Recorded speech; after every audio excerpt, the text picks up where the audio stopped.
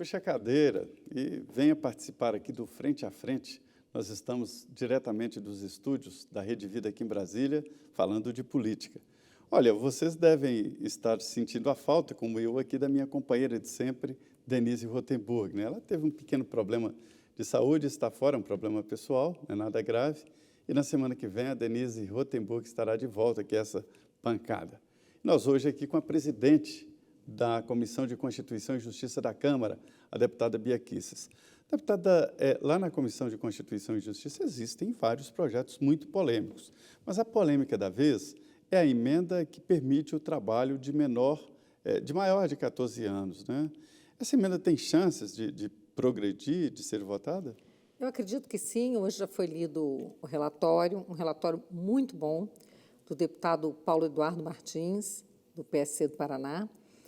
E, na verdade, tem muita narrativa. A gente ouviu muita história ali que não corresponde em nada à realidade.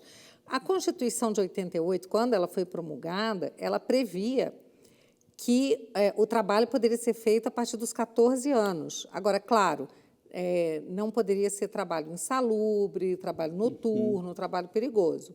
E abaixo de 14 anos, somente no caso do menor aprendiz. Depois teve uma emenda constitucional que colocou o limite em 16 anos. Então, abaixo de 16, só menor aprendiz a partir dos 14 anos. E o que essa PEC quer agora é voltar um pouco para a redação original, mas mantendo o limite de 14 anos, não só para menor aprendiz, que é aquele menor que está na escola e vai fazer, tem uma profissão, né, onde ele está aprendendo uma profissão, um trabalho para isso, como também ele poder fazer outro tipo de trabalho, desde que seja no horário parcial. Então, ele pode trabalhar 5 horas por dia, o que dá 25 horas por semana, que é menos tempo que o menor aprendiz, que são 6 horas diárias. Vamos pensar na realidade hoje. Primeiro, a gente tem no Brasil muita desigualdade.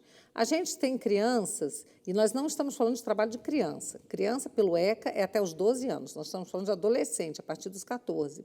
Mas nós temos aí crianças que estão no sinal, fazendo malabarismo, crianças que servem de aviãozinho, que fazem uma série de coisas para conseguir dinheiro, muitas vezes para ajudar a sustentar a família, seja lá o que for.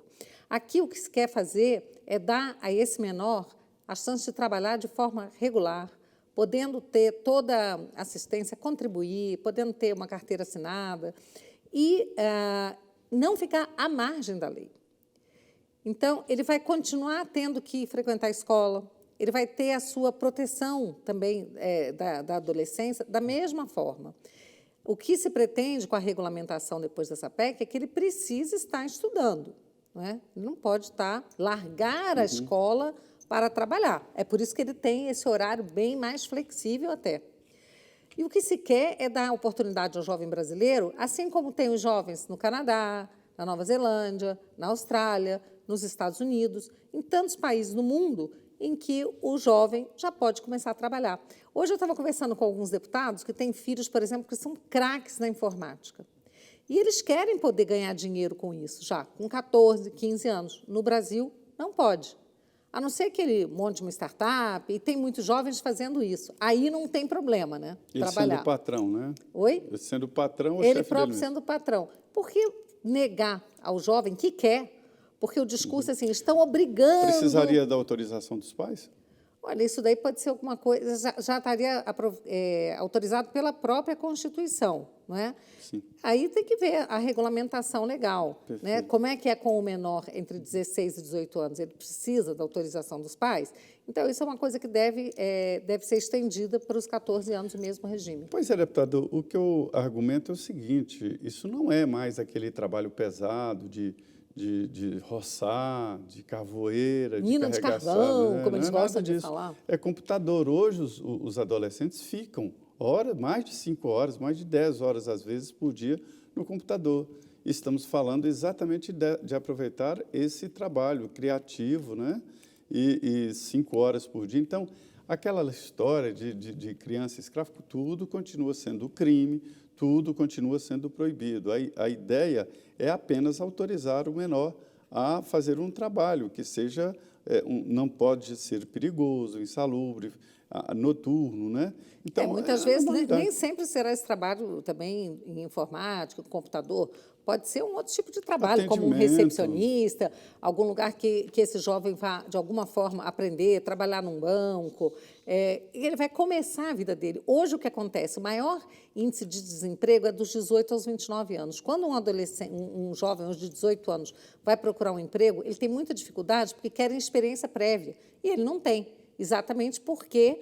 Como é que você vai ter experiência antes do seu primeiro emprego? Então, se você começa mais cedo, e isso a gente tem depoimento de várias pessoas que começaram a trabalhar com 14, 15 anos e não tiveram nenhum prejuízo, quando você chega aos 18, você já tem muita experiência.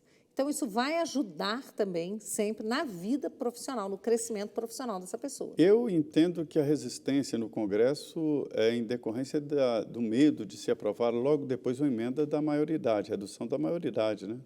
Pode ser também, mas eu acho engraçado que essas pessoas que ficam dizendo que é um absurdo jovem de 14 anos poder trabalhar, porque eles dizem o seguinte, estão querendo obrigar o jovem. Não, ninguém quer obrigar, é uma possibilidade, já se abrindo uma porta. Mas são aquelas mesmas pessoas que acham que com 14 anos, ou 10, ou 8, ou até mais cedo, o jovem ou a criança já pode decidir, por exemplo, mudar de sexo. É mudar de sexo, votar, né? Enfim, 16 anos já pode votar. Deputada, esse embate ideológico no Congresso Nacional acabou não acontecendo, né? As pautas de costume não prosperaram. Por que esses assuntos não andam, não são discutidos no Congresso? Não, eles têm andado, mas não com a agilidade que a gente imaginava, exatamente porque fomos surpreendidos com a questão da pandemia, que fez com que um Congresso se voltasse, basicamente, para as questões de socorro, né, aos brasileiros. Então, 2020 foi um ano praticamente perdido, nenhuma comissão funcionou, e para que as pautas de costume andem, a gente precisa das comissões. Mas nós já estamos trabalhando isso junto ao presidente Arthur Lira, a gente já deve ter algumas pautas de costume que vão começar a andar daqui para frente. Então, a gente tem, por exemplo, na CCJ, a gente já aprovou a lei que deixa muito claro que o ensino domiciliar, ou homeschooling, como é muito conhecido, não é crime de abandono intelectual, previsto no artigo 226 do Código Penal, né? Que isso é um absurdo, você vê pais que são totalmente dedicados ao ensino dos filhos serem perseguidos por membros do Ministério Público, assistente social, juiz, às vezes conselho tutelar, como se eles estivessem submetendo o filho a algum tipo de abandono. Se você pega essas crianças, geralmente elas estão muito mais preparadas intelectualmente do que aquelas que frequentam a escola. Essa é a realidade. Bom, então, essa é uma das pautas que a gente espera que... Mas o ideal é que frequente a escola mesmo. Não, eu não diria que é o ideal. Eu diria que o homeschooling ele não vai atingir a muitas famílias.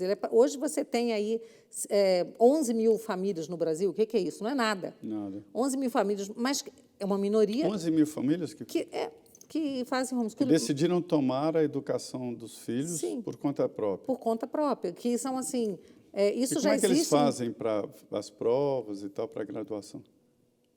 Os alunos eles se submetem a provas, né? Porque no Brasil não está regulamentado ainda, não é?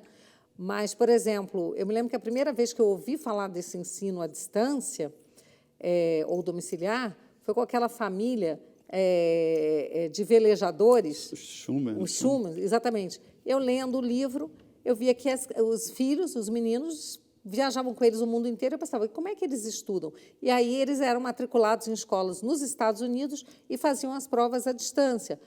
Naquela época, eu nunca tinha ouvido falar em homeschooling. Foi assim que eu tive meu primeiro contato com essa realidade.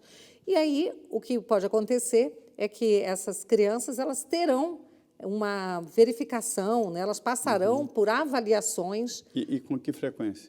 Isso aí vai ficar para a lei decidir. Talvez 2 vezes por ano, 1 vez por ano, mas o importante é que elas passem por avaliações. Nos países em que isso já acontece, esse ensino domiciliar, normalmente esses alunos eles são os primeiros colocados em concursos, para vestibular e coisas desse tipo. Aqui a gente teve o caso daquela menina de São Paulo. Isso. Né, que, eu já conversei com ela. Pois é, um espetáculo. Também já conversei, já participei de audiência pública sobre homeschooling, e conversei com ela, e ela é um exemplo. Ela é muito boa. Muito boa, e foi impedida de se matricular na faculdade. Depois ela teve várias bolsas ofertadas a ela, inclusive fora do Brasil, não é? Então, a gente não pode perder os nossos talentos e a gente tem que saber valorizar. Deputada, não é a mesma coisa, mas a educação, por exemplo, de nômades, de crianças de circo e de pessoas que não têm residência física. É a mesma coisa. Mesma coisa? É a mesma coisa. Tem gente que acha que homeschooling é coisa de gente chique, é coisa de elite. Não tem nada disso. Muitas vezes são exatamente as pessoas mais simples, mais pobres, que vão se beneficiar desse tipo de estudo.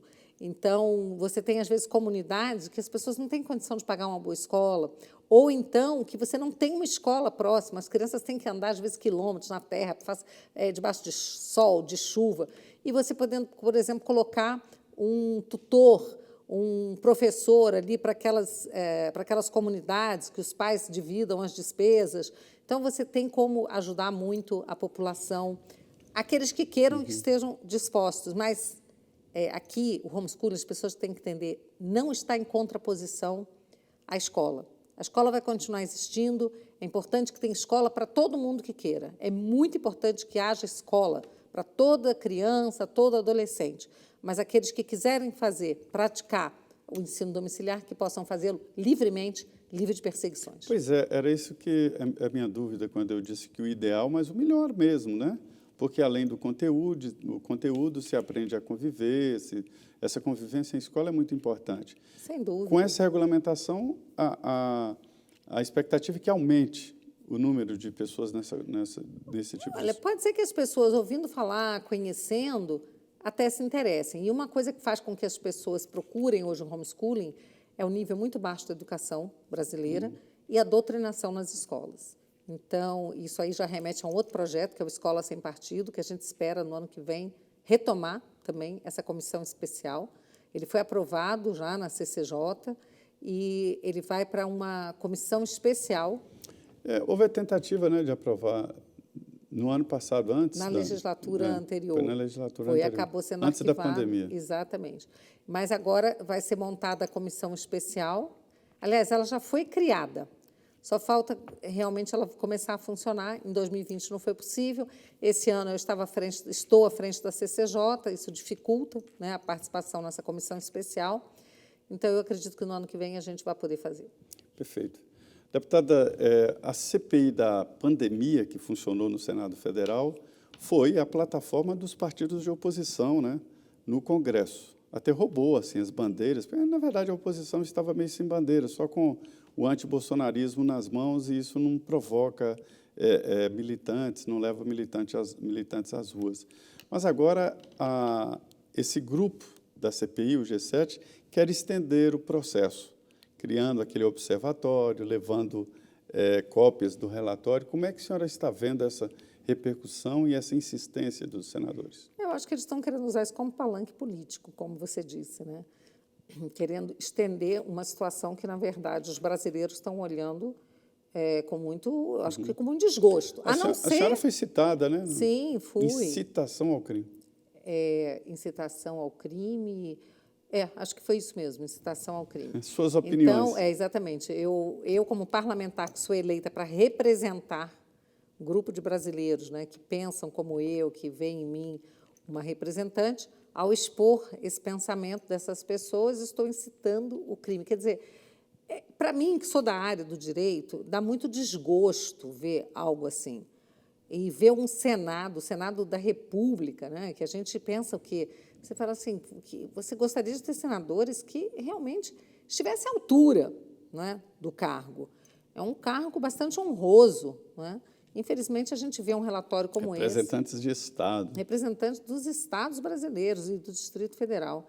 Então, é realmente muito triste, eu vejo com muito desgosto, mas eu acho que a coisa está tão radical, que ela não tem como prosperar por muito tempo, não, porque as pessoas não estão mais suportando isso.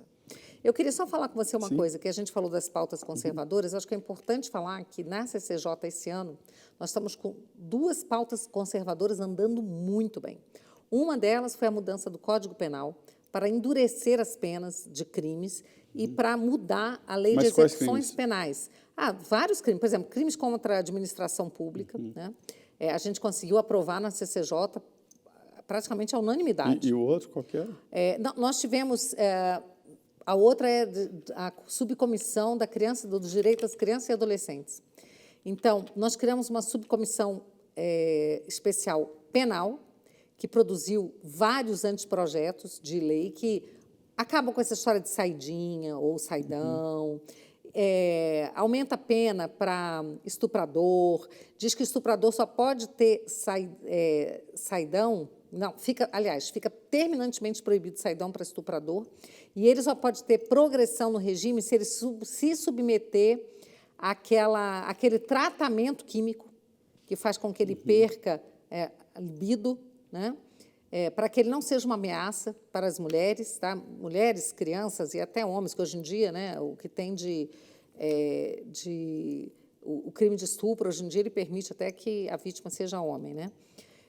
Então, nós estamos aprovando essas leis, tá? E isso é maravilhoso, porque é uma resposta da CCJ e da Câmara dos Deputados a essa ânsia da sociedade de que os criminosos sejam punidos e não fiquem por aí, né, saindo solto às ruas, colocando em risco a vida das pessoas de bem. Muito bem, nós estamos aqui no Frente a Frente com a deputada Bia Kicis. Ela é presidente da Comissão de Constituição e Justiça, uma parlamentar muito atuante no Congresso Nacional. Hoje, excepcionalmente, a minha parceira de sempre, Denise Rotenburg, não está aqui na bancada, um problema pessoal. Na semana que vem ela estará aqui. Nós vamos agora no intervalo de 2 minutos. Estaremos de volta aqui no Frente a Frente.